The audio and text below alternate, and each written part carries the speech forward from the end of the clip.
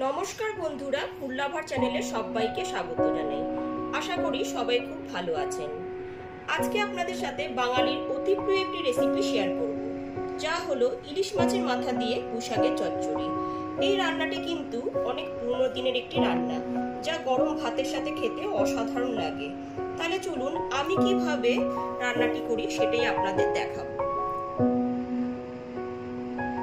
ইলিশ মাছের মাথা দিয়ে পুঁইশাকের চচ্চড়ি বানাবার জন্য এখানে দুটো ইলিশ মাছের মাথা নিয়েছি।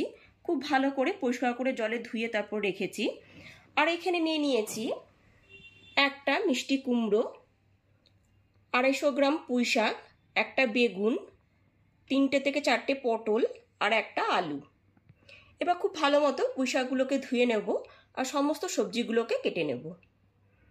ইলিশ মাছের মাথাগুলো ভেজে নেওয়ার আগে এখানে দিয়ে দিয়েছি 1 টিস্পুন লবণ আর 1 টিস্পুন হলুদ গুঁড়ো।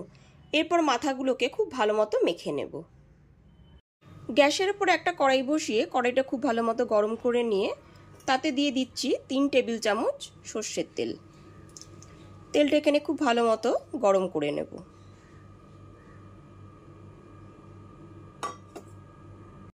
তেলটা এখানে খুব ভালো মতো গরম হয়ে যাওয়ার পর লবণ ও হলুদ মাখানো ইলিশ মাছের মাথাগুলোকে দিয়ে দিচ্ছি।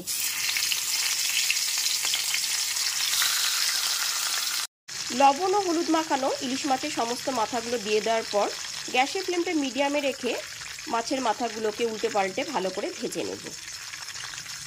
গ্যাসের ফ্লেমটা মিডিয়ামে রেখে মাছের মাথাগুলো একটু সময় নিয়ে উল্টে পাল্টে খুব ভালো করে ভেজে নিয়েছি। মাছের মাথাগুলো এখানে ভাজা হয়ে গেছে। এবার তেল থেকে তুলে নেব।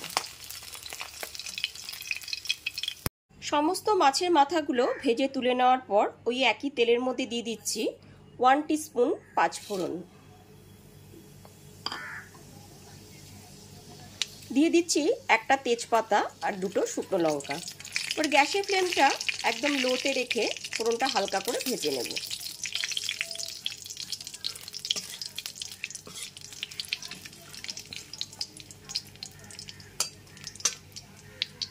ফোড়নটা হালকা করে ভেজে নেওয়ার পর এর মধ্যে দিয়ে দিচ্ছি একটা কেটে রাখা আলু।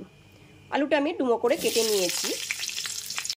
আলুগুলো দিয়ে দেওয়ার পর গ্যাসের ফ্লেমটা মিডিয়ামে রেখে 1 থেকে 1.5 মিনিট একটু ভেজে নিয়েছি।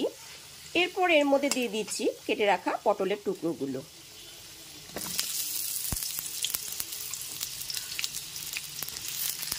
সমস্ত কেটে নেওয়া পটলের টুকরোগুলো দিয়ে দেওয়ার পর একটু নাড়াচাড়া করে নিচ্ছি। তারপর দিয়ে দিচ্ছি কেটে রাখা কুমড়োর টুকরোগুলো। সমস্ত কেটে রাখা কুমড়োর টুকরোগুলো দিয়ে দেওয়ার পর গ্যাসের ফ্লেমটা মিডিয়ামে রেখে আলু, কুমড়ো আর পটলটাকে একটু সময় নিয়ে ভেজে নেব।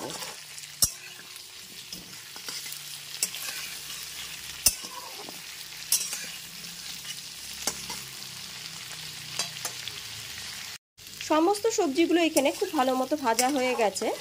যে কোনো রান্না করবার সময় সবজি যদি এরকম খুব ভালো মতো ভেজে নেওয়া হয় তাহলে রান্নার স্বাদটা কিন্তু খুব ভালো হয়। এরপর এর মধ্যে কেটে রাখা পুঁইশাকের ডাঁটাগুলোকে দিয়ে দিচ্ছি। পুঁইশাকের ডাঁটাগুলো দিয়ে দেওয়ার পর গ্যাসের ফ্লেমটা মিডিয়ামে রেখে 1 থেকে 1.5 মিনিট ধরে খুব ভালো মতো ভেজে নেব।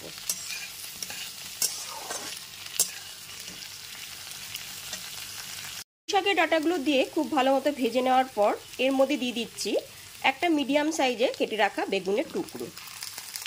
বেগুনের টুকরোটা দিয়ে দেওয়ার পর গ্যাসের ফ্লেমটা মিডিয়ামে রেখে সমস্ত সবজির সাথে খুব ভালো মতো ভেজে নেব।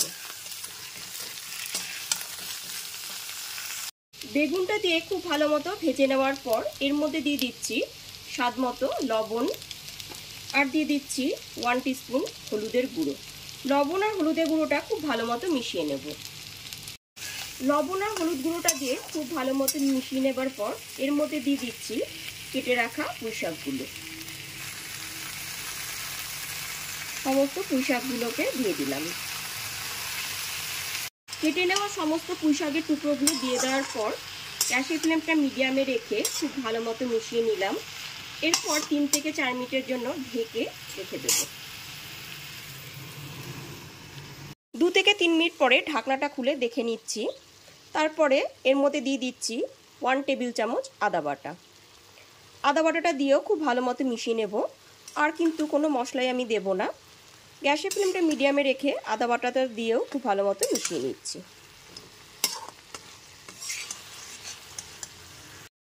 আদা বাটাটা দিয়ে খুব ভালো মতো মিশিয়ে নেবার পর এর মধ্যে ভেজে রাখা মাছের মাথাগুলোকে দিয়ে দিচ্ছি।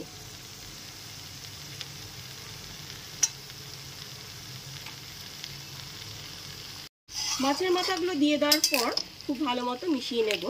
মাছের মাথাগুলো একটুখানি ভেঙে দিচ্ছি খুন্তি দিয়ে।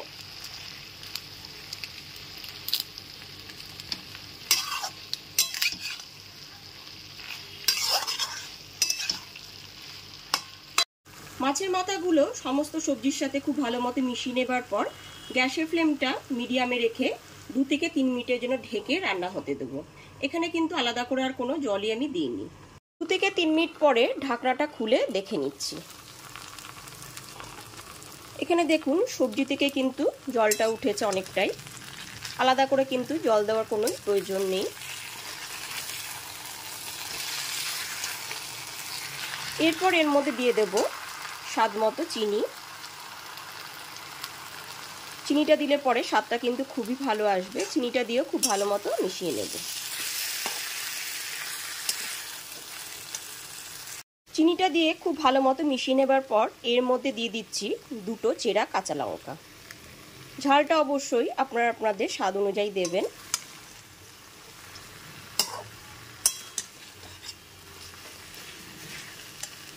কাঁচা লঙ্কাটা দিয়ে দেওয়ার পর গ্যাসের ফ্লেমটা মিডিয়ামে রেখে কাঁচা লঙ্কার ফ্লেভারটা যাতে সমস্ত রান্নার মধ্যে ঢুকে যায় ওই জন্য 1 থেকে 1.5 মিনিটের জন্য ঢেকে রেখে দিলাম। 1 থেকে 1.5 মিনিট পরে ঢাকনাটা খুলে দেখে নিচ্ছি।